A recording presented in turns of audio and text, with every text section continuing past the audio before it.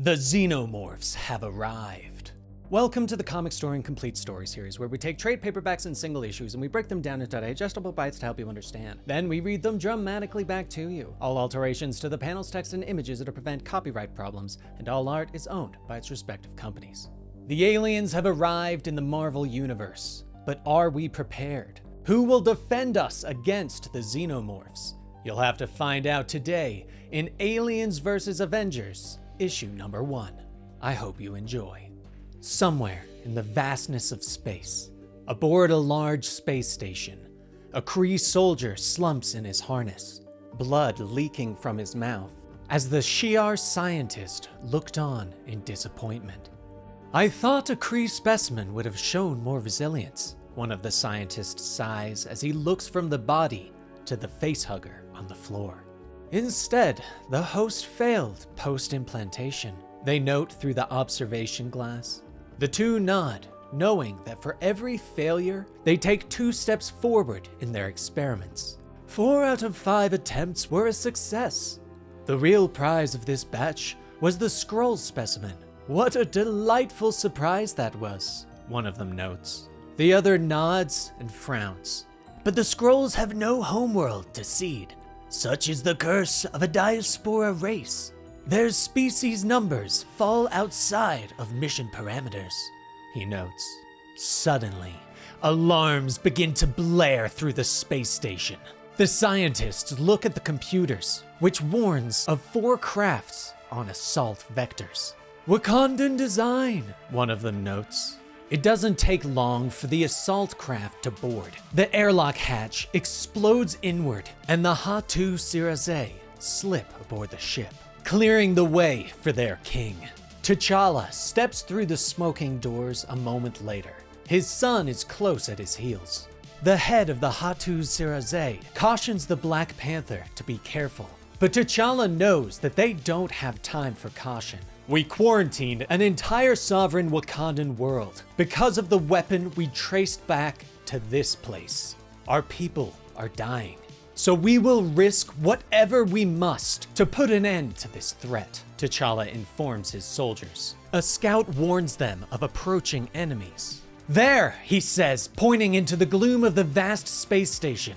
"The creatures come from the shadows. Their animalistic hisses reach the warriors as they crawl forward at a rapid pace." "Azari," T'Challa says to his son. The young Black Panther steps forward and calls upon his power. Lightning arcs outward, striking at the advancing Xenomorphs. 3 of them leap into the air, but the lightning strikes them and rips them to shreds, and the smoking ruins of their bodies fall to the floor. Black Panther steps forward and pats his son on the shoulder. "Well done," he says softly. He turns back to his soldiers. "Find the masters of this place. Find them and bring them to me. I want them before me. I want them on their knees," he orders. In a short time, one of the Shiar scientists kneels before T'Challa, white liquid leaking from several wounds on his body. The Hatu Siraze warned that the scientist was trying to purge the computer data from the station, but we were able to capture some of the data, he says, warning of what the scientists were doing on the station. The same weapon that they used on the Intergalactic Empire. They've already launched at least a dozen more, they warn. T'Challa nods, beginning to issue commands that the worlds must be quarantined. But his warrior continues. "Your Majesty, one of the worlds. It was Earth," he says softly. T'Challa pauses in shock. He reaches up and taps a button, allowing his helmet to slide away. He looks down at the scientist. "What kind of monster are you?" T'Challa whispers. The scientist looks up at him. "Oh, I am much more than that, for I have such plans," he whispers. T'Challa nods and reaches down, pulling the wig from the supposed alien. "That's because you're not Shiar, are you? You're not living at all. You're just a machine," he ponders, staring down at the bald android. A Weyland-Yutani symbol stamped just behind its ear. The android looks up with a smile. "Just a machine? If you prick me, do I not bleed?" he asks. T'Challa's helmet slides back into place as his son hands him a sword. "Let's see," T'Challa whispers as he swings the weapon, severing the android's head from its body. Meanwhile, the worlds targeted by the androids have already been attacked. Seed probes have launched 4 queen eggs at each, along with 12 infected hosts in suspended animation. The pods fall to the planet where they are discovered. The creatures spread like locusts. Within hours of bursting free of their hosts, the drones are fully grown and a hive is constructed within a day. Days later, the queen is born and begins to produce eggs. The spread cannot be stopped. Within a week, each queen has established a hive throughout the planet. Within a month, there is an endless army that spreads, attacking cities across the planet. It is the perfect mechanism for the extinction of a species, of every living thing on Earth, regardless of if they are baseline humans or something greater. The city of Attilan could have resisted, but conflict between the Inhumans caused cracks to appear within their great walls, and through that, the alien invaders poured inside and destroyed them. There was no record of the fall of Atlantis, but the creatures also overtook the underwater city. There was no king to protect them, and no calls for help. Wakanda held out longer than most, but even they fell before the never-ending horde of xenomorphs. The mutants of Krakoa, seeing that the planet was lost, opened their portals and escaped to Mars, sealing the portals behind them so that none could follow. Only one stayed behind. As Krakoa burned around him, Apocalypse stood ready. He would always fight, as he always did. Only the fittest would survive. And so, the Earth fell, until there was only one human city left. A stronghold in the ruins of America, built by the old man Wayland, as if he knew of the impending doom. In his wheelchair, Wayland looks out over his city, built to withstand the end of the world. Elsewhere in Wayland Tower, an elderly Bruce Banner looks out over the city as the sun sets behind the mountains in the distance. The door behind him opens and Carol Danvers steps out.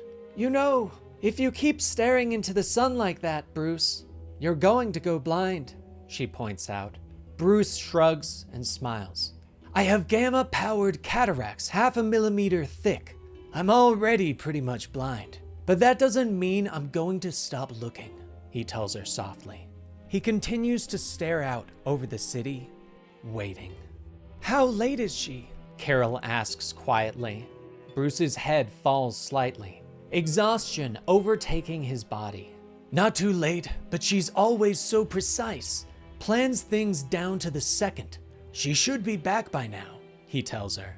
Bruce tells Carol that Valeria went out into the city, still trying to find a way to save the planet. "They say this is the last human city on Earth, but we're weeks, maybe less, from falling. This isn't a city, Carol. It's a tomb," Bruce says softly. But Carol shakes her head. She looks out, reminding Bruce that she was always taught to hold her power in, to check herself. "But when the monsters finally break through, when the city falls, I'm going to let all that go. I'm going to draw in as much energy as I can, and I'm just going to surrender to it. This isn't a tomb, Bruce. It will be a pyre," she says grimly. But their conversation is interrupted as a report comes through. Carol looks to Bruce.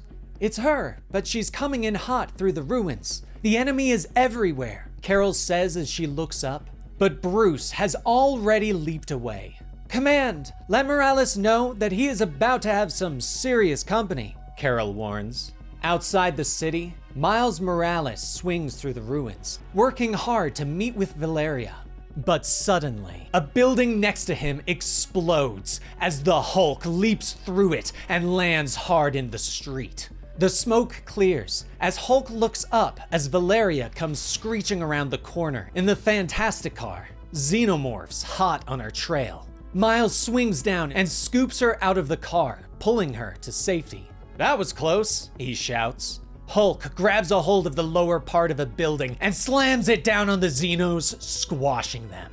He whirls, anger swirling in his face. "Young lady, you are late," Hulk bellows. Valeria nods as she jumps down, with Miles behind her webbing up more of the Xenos. "Sorry I didn't keep you posted. Things got complicated," she says as she motions to the car, and both Miles and Hulk are surprised to see a xenomorph egg stashed inside. Later, at Wayland Tower, Valeria has the egg in stasis, explaining to the group that this is how they win the war. She motions to her schematics, explaining that everything they did in the past didn't work, that they tried everything, from science to magic, to stop the creatures at the larval stage, but nothing worked. "We need to start sooner, and that's what I'm going to do now. I'm going to create a virus that will kill the eggs," Valeria explains. Bruce looks at her, shocked. "Are you sure you can do that?" he asks. Valeria nods. "I can do it. I just need time," she says before ordering everyone out of her lab so that she can start her work. A short time later, Bruce reports to Mr. Wayland, explaining what Valeria is trying. So much like her father, such a brilliant mind. Maybe she'll do what he did so many times. Perform a miracle when miracles are all we have left, Wayland says softly as he looks up at Bruce. "My project is almost complete. The day is coming soon when we're going to have to make the hard decision about the future of what's left of humanity," Wayland tells him. "Do we stay and fight the good fight, or do we save what's left of us and run for our lives?" Valeria Richards will have a say in that, it seems. "And so will you, Bruce," Wayland says as he looks out over his city. Later, Bruce heads back down to the lab, bringing a tray of food with him, but the door refuses to open. He taps a button on the security panel, but is denied access. Suddenly, the image shifts, and a message from Valeria starts to play. Tears fall down her cheeks as she apologizes for what happened. She tells him that after she managed to steal an egg, she tripped on her way out. "And then, they were all over me," she whispers, smacking her head at being so stupid. "I was attacked by a facehugger, and when I woke up, I knew. I knew that something was inside of me," she whispers. She looks up, begging Bruce not to open the door, not wanting to be responsible for the downfall of the city. "It can't escape the lab, and I don't want you to see," she gasps. "I tried," she whispers. Bruce hulks out and rips through the door with a bellow of rage. A xenomorph leaps at him immediately, but the Hulk catches it by the throat. As it tries to claw and bite at him, Hulk roars again and crushes its throat, ripping its head from its body. Acid blood splashes over the Hulk, and he lets out a roar of pain, trying to wipe it away as it leaves his face smoking. But as his skin heals, Hulk reaches down for Val's body, cradling her softly. He is quickly joined by Miles and Carol. "This is not good. It's loose. Keep your eyes open. It's in here somewhere," Carol says, looking at the destroyed egg container.